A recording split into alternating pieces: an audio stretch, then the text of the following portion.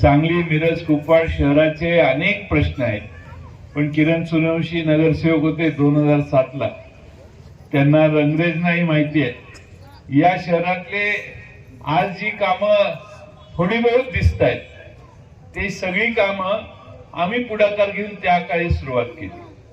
आमचे मैनुद्दीन बागवान नगराध्यक्ष महापौर झाले आणि पहिल्या दुसऱ्या मीटिंग मध्ये त्यावेळी या शहरात अगदी कुपवाडला पिण्याच्या पाण्याच्या टाक्या नव्हत्या. 14 टाक्या आम्ही बांधल्या. या कुपवाड मध्ये पाण्याची व्यवस्था नव्हती म्हणून भुयारी गटर नाही असं त्यावेळी सांगण्यात आलं. मग आधी 14 टाक्या केल्या. त्या टाक्यांचा प्रकल्प पूर्ण झाल्यानंतर भुयारी गटाराची योजना मंजूर करण्याची व्यवस्था आम्ही केली.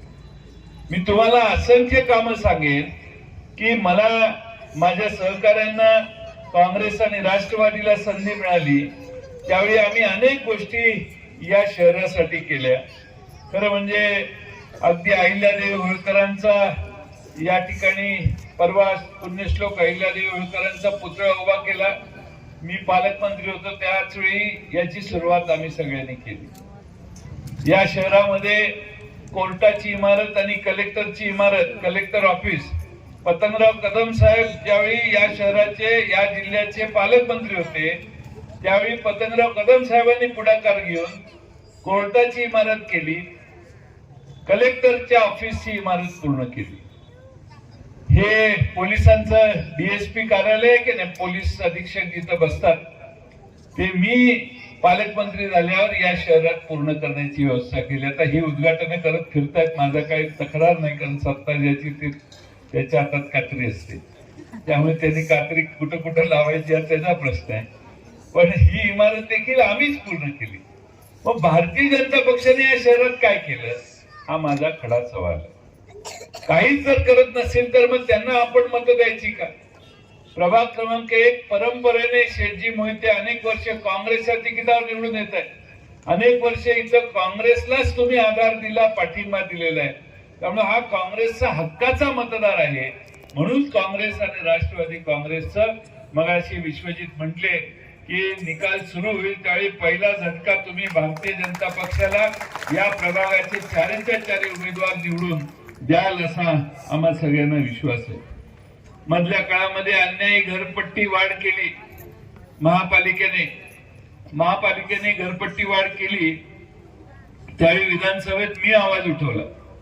त्यावेळी सभागृहात मंत्र्यांनी सांगितलं नाही आम्ही मार्ग काढतो, तुम्ही काय काळजी करू नका. घरपट्टी वाढीच्या विरोधी आम्ही आवाज उठवला. त्यावेळी ड्रेनेज विधानसभेतच ड्रेनेजच्या व्यवस्थेसाठी 24 कोटी कमी पडत होते. त्याची मागणी विधानसभेत मंत्र्यांच्याकडे आम्हीच केली. सांगली मिरजेचा रस्ता चौपदरी झालेला आहे. तो चौपदरी करण्याचं काम देखील आम्हीच सुरू केलेलं होतं. आणि या शहरामध्ये पूरपट्ट्याच्या मध्ये सूर्यवंशी प्लॉट, मगरमच्छ कॉलनी, दत्तनगर, काकानगर, कर्नाळ रोड तिकडे सांगलीतला प्रश्न आहे. हा पूरबाधित क्षेत्र म्हणून प्रशासनाने पुनर्वसन नोटीस दिल्या, त्या देखील थांबवण्याचं काम केलं.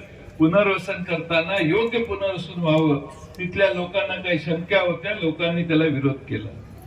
आज या शहरामध्ये पहिल्यांदा आमचं सरकार होतं त्यावेळी 19-20च्या दरम्यान मध्यवर्ती शारीरिक तपासण्या मोफत आणि माफक दरात करण्याची योजना बसवेश्वर मध्यवर्ती तपासणी केंद्र नावाने उभारलं आम्ही केंद्र. त्यात आज गोरगरीब स्वतःची रक्ताची तपासणी करायची असेल तर कोणतीही मागं पुढे विचार न करता तिथं जाऊ शकतात. रोज शेकडो लोक तिथं जातात आणि आपली रक्त तपासणी करतात. कारण देशातलं राज्यातलं पहिलं ते केंद्र आहे मोफत रक्त तपासणीचं, जे महापालिकेला चालवायला आम्ही त्यावेळी लावलं. आणि आज ते मोफत रक्त तपासणी केंद्र हे या सांगली, मिरज, कुपवाडच्या गरीबातल्या गरीब माणसाला न्याय देणारं केंद्र तयार झालेलं आहे. वानलेसवाडीला मल्टी स्पेशालिटी हॉस्पिटल आम्ही बांधलं 5 कोटी रुपये खर्च करून. आपल्या वारकरी भवन सांगलीवाडीचं असेल तिथंही आम्ही काम सुरू केलं.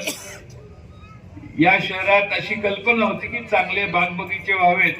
महावीर उद्यान अमराईला त्या ठिकाणी आम्ही विकसित करून दिलं. ती काळी खाण जी आहे, काळी खाणचं काम देखील 8 कोटी रुपये मी द्यायची व्यवस्था केंद्र सरकारकडून आणले, प्रस्ताव पाठवून आणि 8 कोटी रुपये खर्च करून त्यावेळी आमचे दिग्विजय सूर्यवंशी महापौर होते, त्या काळ्या खाणीला देखील चालना देण्याचं काम आम्ही केलं.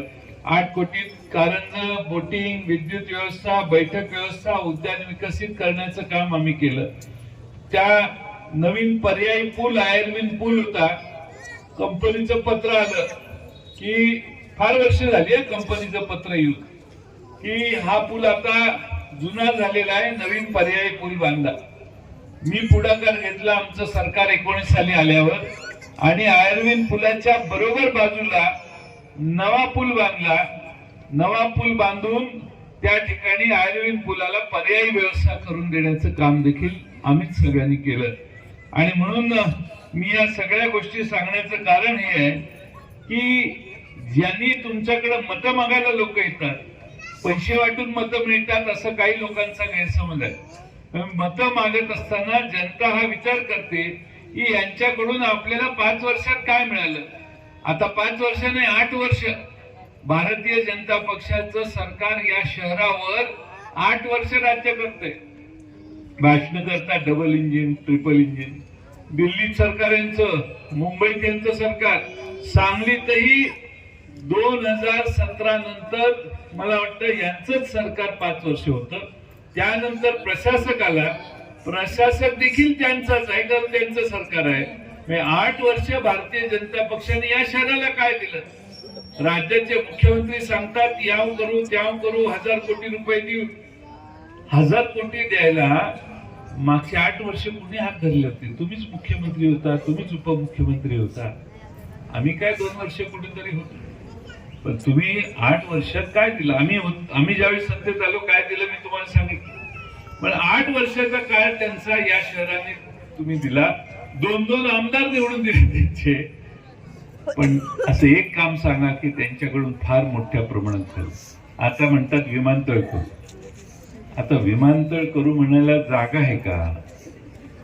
ज्या जागेत विमानतळ, बाहेर जागा अक्वायर करा, जागा चांगलं मोठं विमानतळ करा, आमची काय हरकत नाही. पण त्याच्यासाठी काही विचार नाहीये. प्रचार सभेला आले, मागणं चिठ्ठी आली की वाचणे, याने या शहराचा विकास होणार नाही. शेवटी बंधू भगिनींनो, या शहराचा विकास आम्हालाच करायचा आहे. आम्हाला तुम्हाला पुन्हा पुन्हा येऊन मतं मागायची आहेत.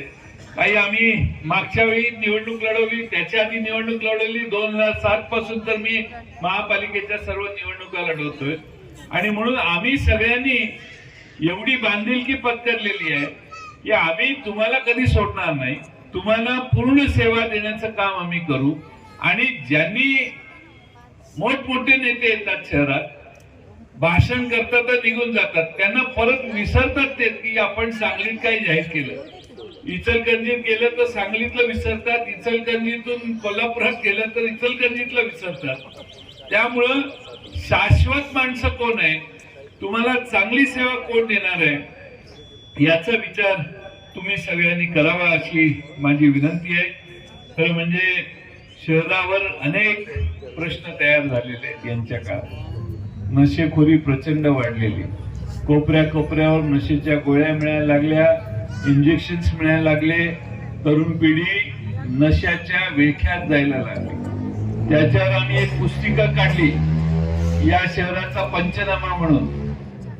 पण आम्हाला ही वाटायला परवानगी नाहीये म्हणून आम्ही वाटत नाही. पण ह्यामध्ये या शहरात मागच्या 1-2 वर्षामध्ये या शहरात किती नशेबाजी झाली, किती खून झाले, किती दरोडे पडले, कसे रस्ते खराब आहेत, रस्त्यामध्ये खड्डे जास्त आहेत का रस्ता जास्त आहे, या सगळ्याची वर्तमानपत्रांनी जी वर्णनं केली आहेत ती आम्ही एकत्रित करून तुमच्यापर्यंत पोहोचवण्याचा प्रयत्न करतोय. सरकारला मान्य नाही. निवडणूक आयोगाच्या वतीने इथे बसलेले आयुक्त आणि पोलीस अधीक्षक यांना लक्षात आले, वाचलं की अरे हे आपल्यावरच आहे म्हणून त्यांनी परवानगी दिलेली नाही असं माझं मत आहे. त्यांना वाटलं की हे आपलंच बिंग उघडं पडेल म्हणून त्यांनी परवानगी दिली नाही. शेवटी लोकशाहीमध्ये काही विरोधी पक्षावर चुकीचा आरोप असेल तर त्याला मंजुरी नाकारणं हा अधिकार आहे. पण जे फॅक्ट आहेत, ज्या घटना घडलेल्या आहेत त्याचं वर्णन करणं हे निवडणूक आयोगाच्या कुठल्याही संज्ञेमध्ये बॅन नाहीये किंवा त्याला बंदी घालता येत नाही. पण यांनी हेही करून दाखवलं. आणि म्हणून माझी आपणा सगळ्यांना विनंती आहे की ही निवडणूक ही लोकशाहीचा पाया मजबूत करण्यासाठी आपल्याला वापरायची आहे. मी मगाशी एके ठिकाणी सांगितलं, काही लोकांना असं वाटतं की पैसे वाटले की आपण निवडून येतो. माझी आपल्या वार्ड नंबर 1 मधल्या सगळ्यांना विनंती आहे की तुम्ही अशा भूलथापांना आणि प्रलोभनाला कुणीही बळी पडू नका. या राज्यामध्ये आणि देशामध्ये आपण काही करू शकतो असं काही लोकांना वाटतंय. त्याला हिसका दाखवण्याची व्यवस्था या उद्याच्या 15 तारखेला आपण करा. खरं म्हणजे या प्रभागातील सर्वांना माझी विनंती आहे की ज्यांनी पक्ष बदलले, ज्यांनी समोरच्या बाजूला जाऊन निवडणुका लढवल्या, त्यापेक्षा प्रामाणिक आणि निष्ठावंत लोकांच्या मागे आपण उभा राहा. शेठजी मोहितेंना माझ्यापासून फोडण्याचा प्रचंड प्रयत्न झाला, रंगरेजना देखील प्रयत्न झाला. समोरच्या बाजूला बोलवायचे, 50 लाख रुपये देतो तुम्ही इलेक्शनला, तुम्ही काय काळजी करू नका, एवढे देतो तेवढे देतो. मला मुद्दामून सांगितलं पाहिजे की शेठजी मोहिते आणि रंगरेज हे ठामपणाने म्हटले, आम्ही जयंत पाटलांच्या बरोबर राहणार, आम्ही काही तुमच्या या नादाला लागणार नाही. त्यामुळे निष्ठेचं महत्व फार मोठं असतं. गाडगेंना देखील तीच प्रचंड आमिषा दाखवण्यात आली. ते म्हटले नाही, मला असं वाटतंय की आम्ही जयंत पाटलांच्यावर राहणार, आम्ही काँग्रेस बरोबर राहणार. राष्ट्रवादी आणि काँग्रेसच्या बरोबर राहण्याचा निर्णय ह्या चौघांनी घेतला. आणि माझी तुम्हाला कळकळीची विनंती आहे की निष्ठा ही फार महत्वाची असते. बाजारात गेल्यानंतर अनेक गोष्टी मिळतात, पण प्रामाणिकपणा ही एकाच दुकानात मिळतो, सगळ्या दुकानात मिळत नाही. काँग्रेस आणि राष्ट्रवादी काँग्रेस हा असा पक्ष आहे की आम्ही सर्व धर्म समभाव मानणारी लोक आहोत. स्वर्गीय वसंतराव दादांनी या शहराला जे शिकवलं, जी विधायक भूमिका स्वीकारली आणि या शहरातल्या गोरगरीब वेगवेगळ्या 12 बलुतेदारांना आधार देण्याचं काम या शहरात पूर्वीपासून चालत आलेलं आहे. तेच काम करण्याचं काम आम्ही भविष्य काळात करू, हे वचन तुम्हा सर्वांना देतो. माझे हे चारही उमेदवार, काँग्रेसचे 2 आणि राष्ट्रवादीचे 2 तुतार्या आणि 2 हात, याच्यावर बटन दाबल्याशिवाय बाहेर यायचं नाही, गडबड करायची नाही. कुठल्याही परिस्थितीत 4 शेवटचं बटन दाबल्याशिवाय मत नोंद होणार नाही.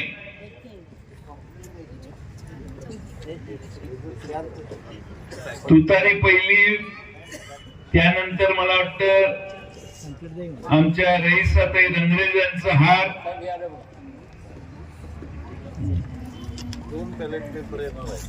2 बॉक्स आहेत, 2 पेट्या आहेत, 2 मशीन आहेत. पहिल्या मशीनवर शेठजी मोहितेंची तुतारी बघायची, त्याच्या खाली आमच्या रंगरेज रईसाताईंची हात बघायचा. दुसऱ्या बॉक्सवर बघायचं अभियंता सूर्यवंशी अभियंता विनय यांचा हात बघायचा. आणि मग खाली आल्यावर 1 नंबरला खालच्या ग्रुपमध्ये आमच्या विजय घाडगेंची तुतारी वाजवायची. तुतारी वाजवल्याशिवाय बाहेर यायचं नाही. ते दाबलं की नाही की जरा मोठा आवाज येईल तुम्हाला. मोठा आवाज आल्याशिवाय ते बटन सोडायचं नाही. त्यामुळं विजय घाडगेंची तुतारी वाजल्याशिवाय यातनं टेन्शन घ्यायचं नाही. नाहीतर पुढं तो अधिकारी, त्याला कळलं की नाही की राष्ट्रवादीचा आहे, हे काँग्रेसचा आहे, की अधिकारी आता बोला लवकर लवकर लवकर काय करा ताई, लवकर लवकर आटपा. टेन्शन घ्यायचं नाही.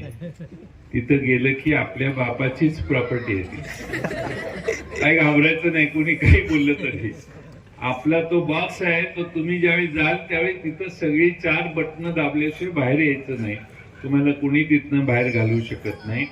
आणि म्हणून उद्याच्या तारखेला 15च्या तुम्ही सर्वांनी सांगलीचा स्वाभिमान जपण्यासाठी सांगली, कुपवाड, मिरज या शहरांचा महापालिकेचा हा समूह, महापालिका, नगरपालिका ही ताकदीनं तुमच्या सेवा करण्यासाठी, तुमची रात्रंदिवस सेवा करण्यासाठी या चारही उमेदवारांना आपण विजयी करा एवढी विनंती करतो.